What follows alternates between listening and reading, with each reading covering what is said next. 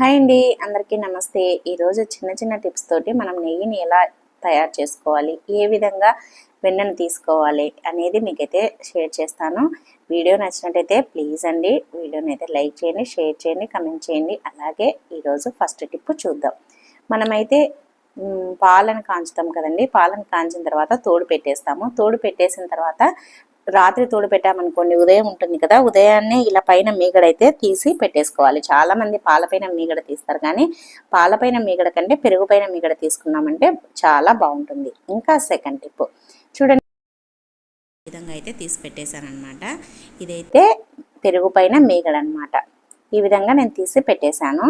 తీసి పెట్టేసిన తర్వాత ఒక 10 days కానీ 15 days కానీ మన ఇష్టం, మన టైంని బట్టి, మన ఇంట్లో మీగడ అయిన దాన్ని బట్టి మనమైతే తయారు చేసుకోవచ్చు అనమాట. నేనైతే ఇది ఒక 10 days నుంచి స్టోర్ చేశాను. ఇప్పుడైతే దీన్ని మనం ఎలా వెన్నగా తయారు చేసుకుందాం అనేది షేర్ చేస్తాను. ఈ మీగడని అయితే ఒక మిక్సీ జార్ అయితే తీసుకోండి. మిక్సీ జార్లో అయితే వేయండి. కానీ ఈ మీగడను మిక్సీ జార్లో వేసేటప్పుడు ఇది ఫ్రిడ్జ్లో నుంచి తీసిన వెంటనే వేసేసేయండి. ఇది కూలింగ్ తక్కువగా ఉన్నప్పుడు వేసినామంటే మనం మిక్సీ పట్టినప్పుడు కరిగిపోతుంది అనమాట. అలా కరగకుండా ఉండాలి అని అంటే మనం ఎప్పుడైనా సరే తీసిన వెంటనే, అంటే ఫ్రిడ్జ్లో నుంచి తీసిన వెంటనే మిక్సీ పట్టే చూడండి. ఈ విధంగా అయితే మిక్సీ పట్టుకోవాలి. ఇదిగోండి థర్డ్ టిప్. చూడండి, ఈ విధంగా మిక్సీ పట్టిన దాన్ని ఒక గిన్నెలోకి కానీ ఒక ఏదైనా ఒక డేక్షలో కానీ పోసేసుకోవాలన్నమాట. చూడండి, నేనైతే ఒక డేక్షలో పోస్తున్నాను. ఇలా మిక్సీ పట్టేసినప్పుడు ఎక్కువ చల్లగా ఉంటుంది కాబట్టి వెన్న అనేది బాగా వస్తుంది అనమాట. చూడండి, నేను ఒక 3 రౌండ్లో మిక్సీ అయితే పట్టేశాను అనమాట. ఇలా పట్టేసిన తర్వాత మనము ఇప్పుడైతే వెన్ననైతే తీసుకుందాము.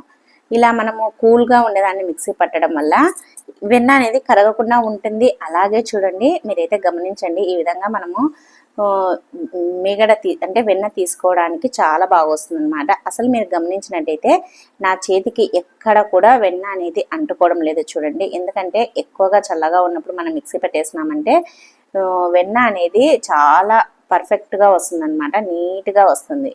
ఈ విధంగా మనమైతే వెన్ననైతే తీసి పెట్టేసుకోవాలి. చూడండి, నా చేతికి ఎక్కడ కూడా అంటడం లేదు, చాలా బాగా వస్తుంది. మనం ఎలా పడితే అలా అన్నా కూడా అసలు ఎక్కడ అంటుకోవడం లేదు. ఈ విధంగా అయితే మొత్తం మనము ఈ విధంగా వెన్ననైతే తీసి పెట్టేసుకోవాలన్నమాట.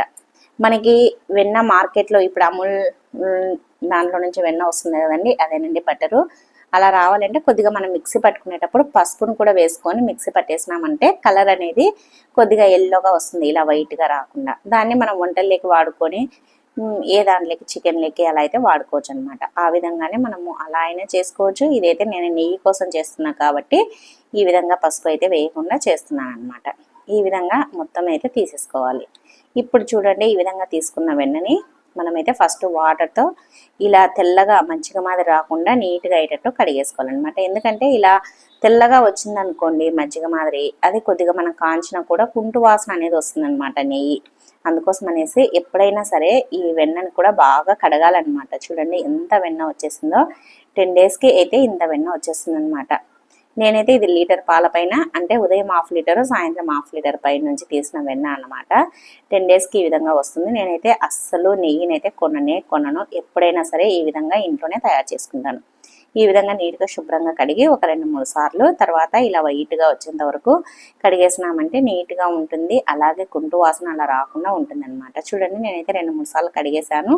ఇప్పుడైతే నీట్గా తయారైంది. ఇప్పుడు దీన్ని స్టవ్ పైన పెట్టేసుకుందాం. ఇప్పుడు 5th టిప్. చూడండి, ఈ విధంగా స్టవ్ పైన పెట్టంగానే ఆ వేడికే ఇలా కరుగుతూ ఉందన్నమాట. మనము నెయ్యిని కాంచుకునేటప్పుడు ఎప్పుడైనా సరే హై ఫ్లేమ్లో పెట్టి కాంచకూడదు అనమాట. పూర్తిగా సిమ్లోనే పెట్టి కాంచడం వల్ల బాగా కాగుతుంది, స్మెల్ అనేది లేకుండా ఉంటుంది, చాలా మంచి సువాసన వస్తుంది అనమాట. మన ఇంట్లో నెయ్యి కాచుతున్నామంటే ఇల్లంతా మంచి సువాసనతో నిండిపోతుంది. ఈ విధంగా స్టవ్ పైన సిమ్లో పెట్టేసి ఇలా కలుపుతూ నెయ్యిని అయితే కాంచుకోవాలి. చూడండి, ఈ విధంగా కొద్దిగా కలర్ అయితే చేంజ్ అవుతూ ఉంటుంది కదా, అప్పుడు మనమైతే దీనిపైన మూత పెట్టేసుకోవాలి.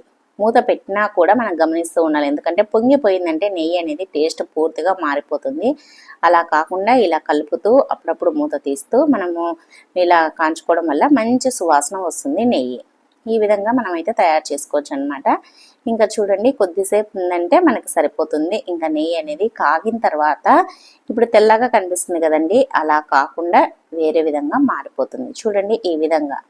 ఇప్పుడు 6th టిప్. ఈ విధంగా నెయ్యి అయితే కలర్ చేంజ్ అయింది కదా, ఇప్పుడైతే ఈ విధంగా కలర్ చేంజ్ అయిన తర్వాత మన ఇంట్లో తమలపాకులు ఉంటాయి కదండి, తమలపాకులను శుభ్రంగా కడిగి ఒక 2 తమలపాకులను నీట్గా తడి లేకుండా తూచేసి ఈ నెయ్యిలో అయితే వేయండి. వేస్తే వెంటనే మూత పెట్టేసేయండి. ఒకవేళ నెయ్యి తమలపాకు ప్లేస్లో కరివేపాకైనా వేయచ్చు, యాలకలైనా వేయచ్చు, ఏదైనా వేయచ్చు. కానీ తమలపాకు వేయడం వల్ల మంచి స్మెల్ ఉంటుంది.